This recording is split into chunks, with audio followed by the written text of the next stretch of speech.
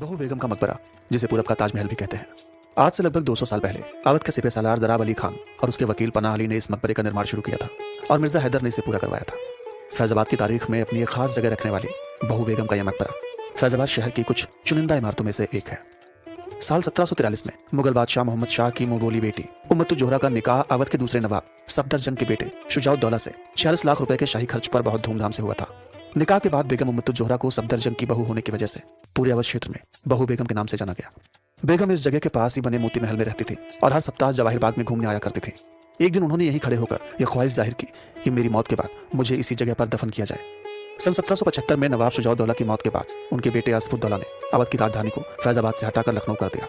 लेकिन बहू बेगम की अपने बेटे से कुछ खास नहीं बनी। वो साल के चंद महीने में ही लखनऊ जाती और बाकी का वक्त फैजाबाद में गुजारती थी। लेकिन सन 1797 में आसफुद्दौला की भी मौत हो गई और उसके गोद लिए बेटे वजीर अली खान को विरासत में नवाब की गद्दी मिली। लेकिन 5 महीने के बाद ही अंग्रेजों ने उसे हटाकर बेगम के सौतेले बेटे सादत अली खान को गद्दी पर बिठा दिया।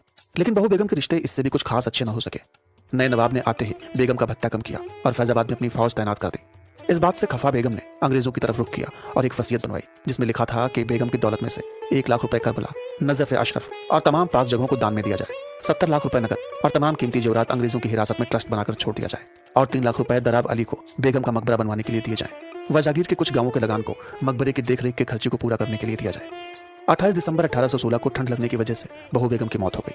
उनकी लाश को फैजाबाद के सरदारों के कंधे पर रखकर चारों तरफ सोने और चांदी के सिक्के बिखेरते हुए जवाहिर बाग में ले जाया गया। उनके आसपास सारी रात कुरान की आयतें पढ़ते रहे जब तक दिन नहीं चढ़ाया और सारी परछाइयां दूर नहीं हो गई। और फिर अगली सुबह उन्हें इसी जमीन में दफन कर दिया गया जहां आज भी वो अवध की तमाम गर्दिशों को अपने जेहन में समेटे सोई हुई है। यह मकबरा आज भारतीय पुरातत्व सर्वेक्षण विभाग के अंदर आता है और इसके देखरेख का जिम्मा शिया वक्फ बोर्ड का है। अगर बात की जाए इस मकबरे की बनावट की तो 3 गुंबदों वाली शानदार इमारत का निर्माण सन 1815 में शुरू हुआ था। यह गैर मुगलिया ईरानी निर्माण शैली का एक बेहद शानदार नमूना है। बेशकीमती पत्थरों और लाखोरी ईंटों से बने शानदार मकबरे की ऊंचाई करीब 42 मीटर है। चारों ओर से ऊंचे ऊंचे परकोटों से घिरी हुई इस इमारत तक पहुंचने के लिए आपको 2 बड़े दरवाजों से होकर गुजरना पड़ता है। कभी इसके चारों तरफ एक बड़ा खूबसूरत बगीचा हुआ करता था जिसके एक हिस्से में अब फूलों और सब्जियों की खेती होती है। बाकी का हिस्सा एक छोटे मोटे जंगल की शक्ल अख्तियार कर चुका है। इस मकबरे के ठीक बीचों बीच बेगम उम्मतुज जोहरा की कब्र है और उसके ठीक ऊपर वाले कमरे में उसी कब्र का प्रतिरूप बिल्कुल वैसा ही जैसा ताजमहल में है। निचले कमरे की छत और दीवारें साधारण नक्काशी के साथ हल्के रंग में रंगी हुई हैं और ऊपरी कमरे की बहुत ही शानदार नक्काशियों के साथ पीले और नीले रंग में। इस कमरे के चारों तरफ बड़े बड़े बरामदे हैं और मकबरे के चारों कोनों पर गोल गुंबद वाली मीनारें। ऐसा कहा जाता है कि इस मकबरे के नीचे एक सुरंग है जो लखनऊ तक गई है। वैसे तो इस बात के कोई सबूत नहीं मिले हैं, पर बताने वाले बताते हैं कि सुरंग की चौड़ाई इतनी है कि उसमें 3 घोड़े आसानी से दौड़ सकते हैं। अब इसके निचले दरवाजों और ऊपरी सीढ़ियों पर ताले लटका दिए गए हैं और मुख्य द्वार को पूरी तरह से बंद करके एक छोटा दरवाजा खोल दिया गया है। साल में सिर्फ एक बार मुहर्रम के दिन इस मकबरे को फातिया पढ़ने के लिए खोला जाता है और तभी यहाँ थोड़ी चहल पहल नजर आती है। वरना आम दिनों में आपको यहाँ पर कोई घूमता नजर आएगा तो वो होंगे सिर्फ आसपास के इक्का दुक्का लोग या फिर एक पालतू ईमू।